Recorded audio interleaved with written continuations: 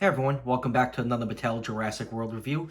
Today we'll be taking a look at the new Primal Attack Savage Strikes Styracosaurus. This figure is part of Wave 3 of the Savage Strikes. It is a straight up repaint of the original Styracosaurus that came out way back in Dino Rivals over a year and a half ago. And for those of you that are long-term subscribers to the channel, that first Styracosaurus was the very first review I ever did. Now, this wave has not been found in the US yet. It is popping up in Australia and in some European countries. I end up ordering mine from Amazon Japan. You can clearly see on the front of the box right here. This is the Japanese style packaging. I'll leave a link in the description if you want to order the entire wave for yourself. It comes to about 90 bucks shipping or about $15 a figure. There's 6 figures in the case. So right now that is the easiest way to get your hands on this figure until they eventually pop up in the US.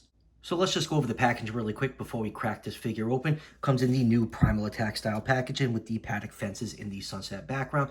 Jurassic World logo up in the corner, Owen in blue as always. And spinning it around, you get a nice full art picture of the Styracosaurus with its head ramming Savage Strike action. There's a Japanese safety sticker across the bottom right here. In this corner right here, it will actually show you some of the other figures in the wave. And that is it for the packaging. Let's crack this thing open and take a closer look. And here is the Styracosaurus out of the packaging. It's nice that Mattel decided to re-release this mold in a different color scheme. The original dual attack Styracosaurus is actually going for some pretty big bucks on eBay.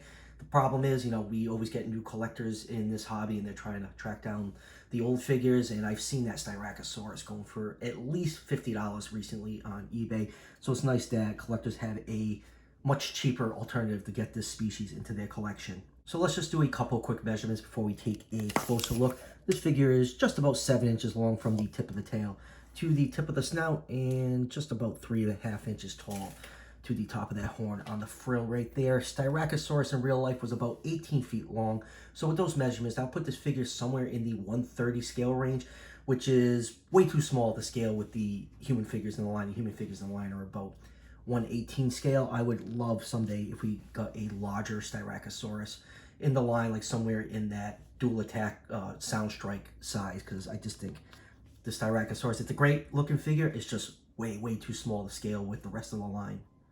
All right, let's pull this figure in and take a closer look at some of the finer details. The main body coloration is a light gray color. Then you have some bright orange on the frill right here. Then along the back, you have 2 tones of red. You have a maroon color, and then you go back to that bright red coloration that's on the frill right here. And then you have a little bit of white airbrushing along the edges of the frill, kind of similar to that new Soundstrike Triceratops that recently came out. The horns are painted in the same white coloration as the airbrushing on the frill.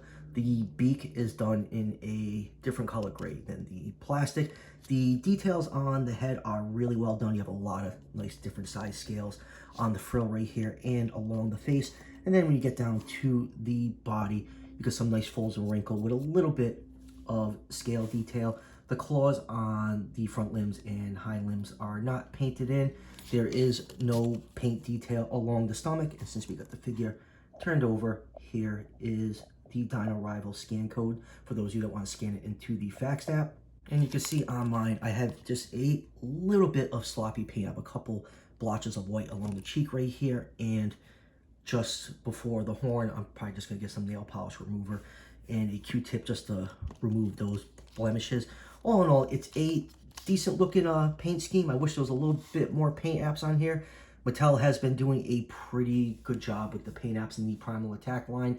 I just feel like this one is just a little bit lacking. I still do really like it. I absolutely do love the sculpt on this Styracosaurus. I think it's held up pretty well over the last year and a half. Moving on to articulation, this figure does have basic articulation. The head can rotate side to side. There's no up and down movement that is tied to the action feature, which we will get to momentarily. The front legs can move forwards and backwards. They are on a hinge, which allows you to swing the arms out for whatever reason, and then the back legs can move backwards and forwards, and they are also on a pivot. And then to activate the action feature, all you need to do is just press down on the tail right here, and you will get that head ramming action. I'm just trying to position my hands not to block the figure. That's it. Just push down on the tail, and your Styracosaurus can ram everything in sight.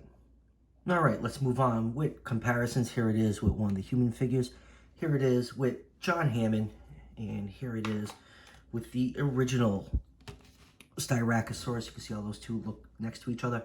I much prefer the color scheme on the first Styracosaurus. I guess with the brighter color scheme on this new one, you can consider this one the male, and this one right here the female.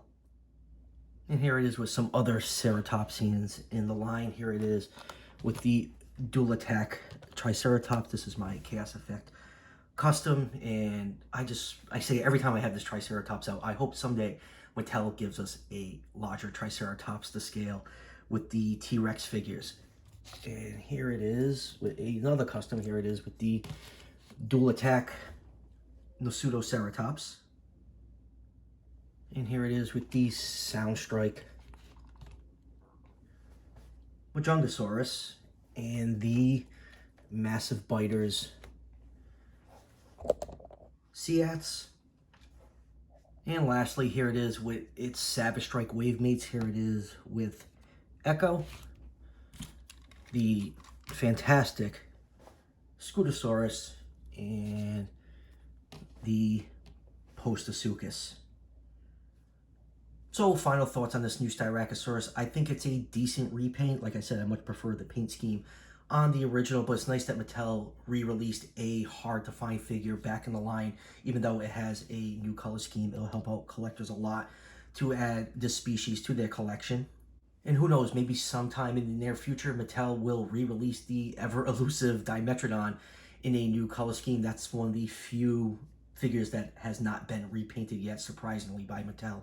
And like I said at the beginning of the video, this wave has not shown up in the US yet. I ended up ordering the whole case from Amazon Japan. Links in the description if you want to order it for yourself. And hopefully these figures will show up in US stores relatively soon.